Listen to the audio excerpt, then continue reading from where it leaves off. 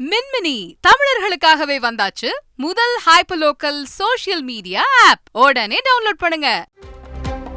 நடிகர் விஜய் கட்சியினுடைய பெயரை அறிவித்திருக்கிறார். ஆனால் நடிகர் விஜய் எங்கே இருக்கிறார் அப்படின்ற கேள்வி இருக்கிறது. இந்த நேரத்தில் அவர் உரகடத்தில் படப்பிடிப்பில் இருப்பதாக தகவல்.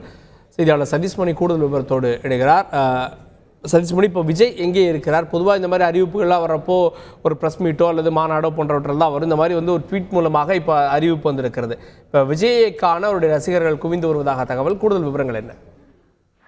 நடிகர் விஜய் ஆரம்பித்துள்ள தமிழக வெற்றி கழகம் கட்சியானது அவருடைய ரசிகர்களின் நீண்ட நாள் ஒரு எதிர்பார்ப்பு இன்றைக்கு அறிவிக்கப்பட்டிருக்கிறது. அவருடைய மிகுந்த சந்தோஷத்தை அளித்திருக்கிறது.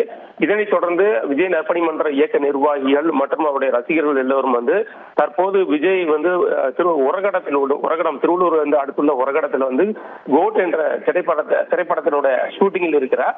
எனவே இந்த அரசியல் கட்சி அறிவிப்பு வந்தது பின்பாக அவருடைய ரசிகர்கள் மற்றும் மாவட்ட நிர்வாகிகள் எல்லோரும் தற்போது விஜய் காண்பதற்காக சென்னை மற்றும் அதனை சுற்றியுள்ள பகுதியிலிருந்து அந்த ஷூட்டிங் நடக்கக்கூடிய பகுதிக்கு சென்று கொண்டிருக்கிறார்கள். ஏற்கனவே அங்கே ஷூட்டிங் நடக்கக்கூடிய பகுதியிலே திருவள்ளூர், காஞ்சிபுரம் உள்ளிட்ட அந்த கட்சி நிர்வாகிகளும் மன்ற நிர்வாகிகளும் அங்கே இருக்கிறார்கள். தொடர்ந்து அங்கே செல்வதால் நடிகர் விஜய் இங்கு அரசியல் கட்சி ஆரம்பித்துள்ள நிலையில் அது தொடர்பாக ஏதாவது ரசிகர்களிடம் பேச வாய்ப்பு இருக்கிறது என கூறப்படுகிறது.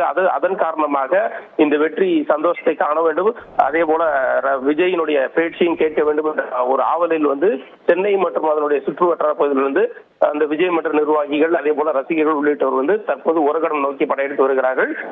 அங்கு ஷூட்டிங் நடைபெற்றிருப்பதால் நிச்சயமாக ரசிகர்களை சந்தித்து நிர்வாகிகளை சந்தித்து விஜய் பேசக்கூடும் என்ற ஒரு தகவலும் நிலவி வருகிறது. மின்மினி தமிழர்களுக்காகவே வந்தாச்சு முதல் ஹைப்பர்லோக்கல் சோஷியல் மீடியா ஆப். உடனே டவுன்லோட் பண்ணுங்க.